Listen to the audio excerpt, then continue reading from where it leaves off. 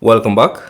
With me, I have the Redmi 14C, and in this video, I'll show you how to set up the screen lock on this device. So you might notice, if you got the phone for the first time, it will not have any screen lock. And if you'd like to add a screen lock to protect your information, it's pretty simple. All you have to do is access the settings.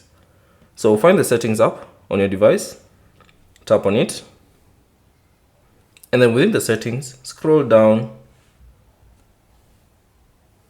and find the option Fingerprints, Face Data, and Screen Lock. Tap on it.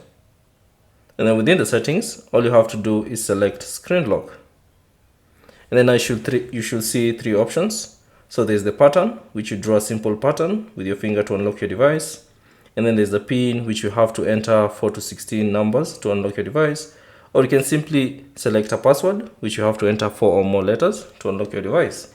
Now choose the one that you prefer. So for me, I just prefer a PIN. So I'll just select that. And then you should see this prompt. Remember your screen lock. If you forget it, you have to erase all your data on your device and you have to set a new one. All you have to do is tap on got it.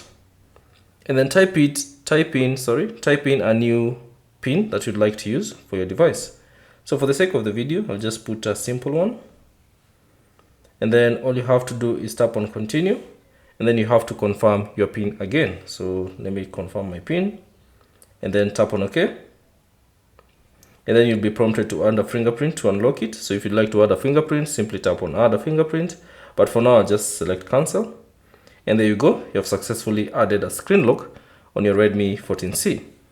So whenever you lock your device and then you unlock it, or all you have to do is swipe up, and then you have to type in either your PIN, password, or pattern to unlock your device. So that's basically it on how to set up a screen lock on your Redmi 14C.